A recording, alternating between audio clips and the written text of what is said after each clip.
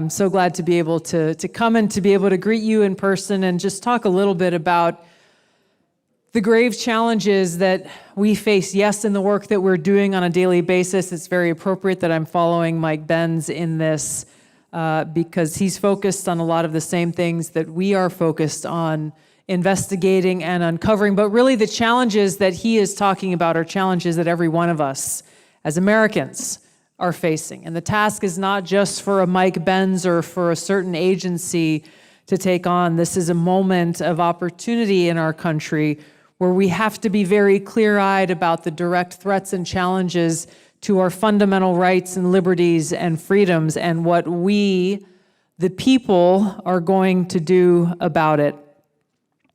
When we look at how it came to be for me and for others who I serve alongside to be here and to be a part of this change, we go back to the 2024 election and look at how President Trump was reelected and sent back to the White House by a truly unique cross-partisan coalition of Americans who looked beyond labels and really were attracted to his message of putting the American people first.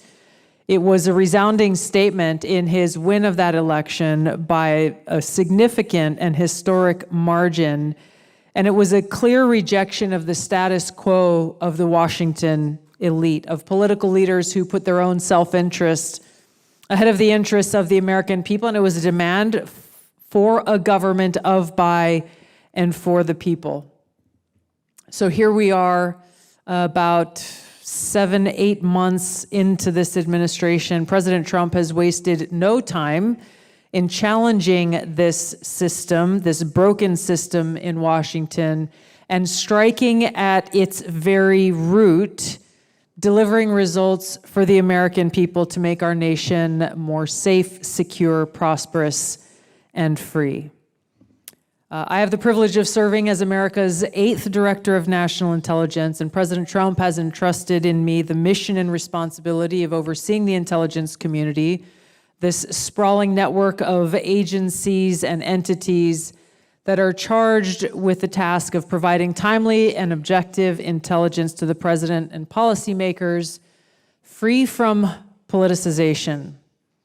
Unfortunately, in my short 10 years here so far, we have already seen too many examples of politicization and weaponization of intelligence throughout our country's history.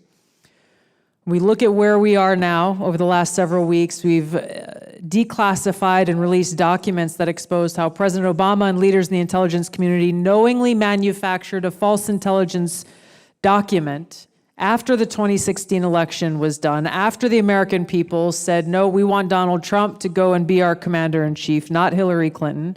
And this manufactured document alleged that Russia aspired to help President Trump win the election with the aim of undermining his presidency and usurping the will and the voices of the American people who sent Trump to the White House.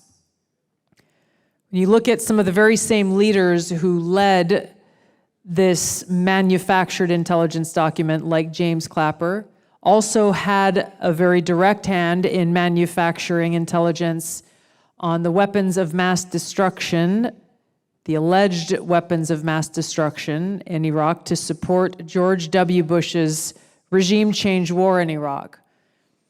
For me to be here as the 8th Director of National Intelligence and uncover how James Clapper and others like John Brennan manufactured intelligence to try to undermine President Trump's administration and presidency and the voices of the American people, and then go back to the founding of the Office of the Director of National Intelligence that came about as a result of the terrorist attack on 9/11 and the manufacturing of intelligence to support the regime change war in Iraq that George Bush led, is an interesting bookend where we find ourselves still dealing with these same issues of politicization and weaponization of intelligence.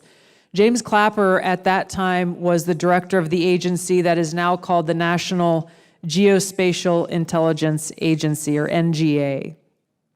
And he wrote in his book about how Vice President Dick Cheney was pushing for intelligence to to support the invasion of Iraq, to support the narrative of Iraq's alleged WMDs, and to support the narrative of Iraq's alleged ties to al-Qaeda, neither of which actually existed. So in response to this, James Clapper ordered his agency to create images that Colin Powell then went on to use to support their alleged WMD narrative. And in James Clapper's words, we were, quote, so eager to help that we found what wasn't really there, end of quote. We've seen other examples, those that we know of. There are many others that I believe we don't yet know of, how leaders in the intelligence community and the FBI knowingly use false information to gain FISA warrants to illegally spy on American citizens. These are just a few of, unfortunately, what is a long list of known examples of politicization and weaponization that all point to the truth that many of us here in this room know, which is that the rot runs deep. And it's not just in the intelligence community. I've seen examples of this across almost every federal agency. And so it requires us all to confront the uncomfortable truth that we have these conspirators, these traitors to the Constitution, who are working within our government, who dangerously believe that they are not only above the law, but that they are above the Constitution and the Bill of Rights. People who believe that they have the right to undermine the duly elected President of the United States because they disagree with his positions or his policies, and that they know better.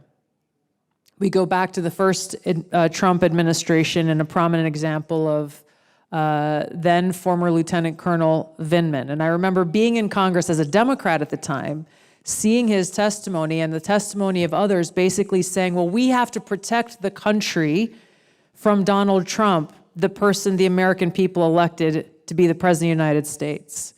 Whether we agree or disagree on policy is not the point. If you disagree on policy, go run for president and market your policies to the American people.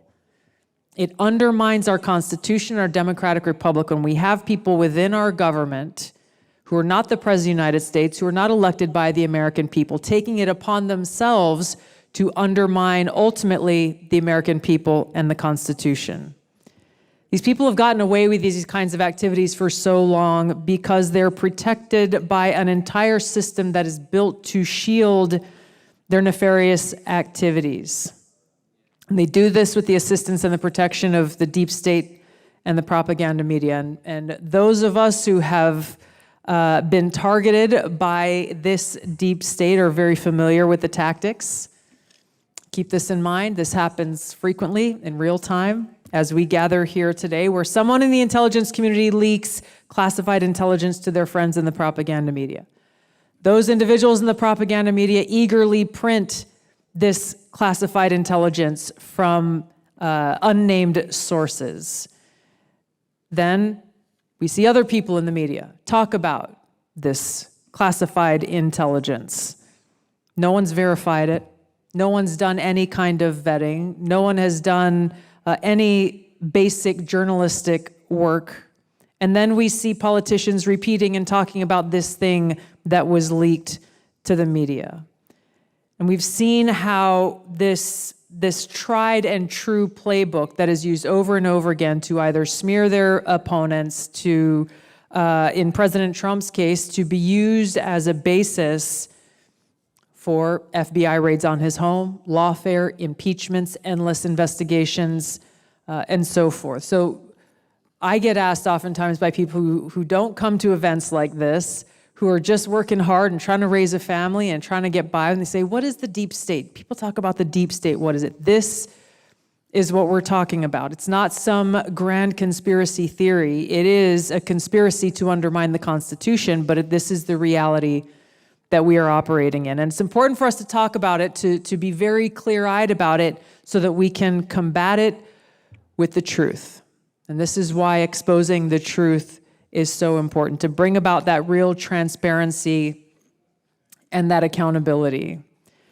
Ensuring that our Constitution and Bill of Rights, and this is something that I'm focused on in the Office of the Director of National Intelligence, and pushing throughout the intelligence community is actually focusing on the Constitution, making it an event. When new people are brought into any of these organizations, every one of them has to swear an oath, as many here did if you served in the military, if you've served in different positions in government, to support and defend the Constitution, to talk about it, have a discussion. What does this actually mean, and how do we apply it in the work that is done every single day? Because it must be our North Star every day. It must be that guiding principle that serves as our foundation and the left and right limits on the decisions that are being made within our work.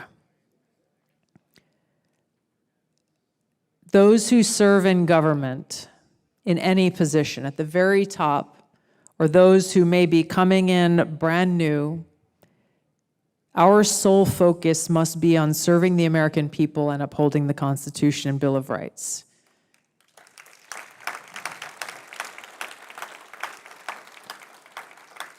It's very, I feel, appropriate that I'm coming and speaking to you after Mike Benz and hearing at least some of the things he talked about at the end about the various attacks on our fundamental rights, freedoms, and liberties that are occurring not only here in the United States, but how these threats are coming from policies and agreements that are being talked about in multinational organizations and settings. Our founding documents were based on our inalienable rights and freedoms that are granted to us by God and no one else.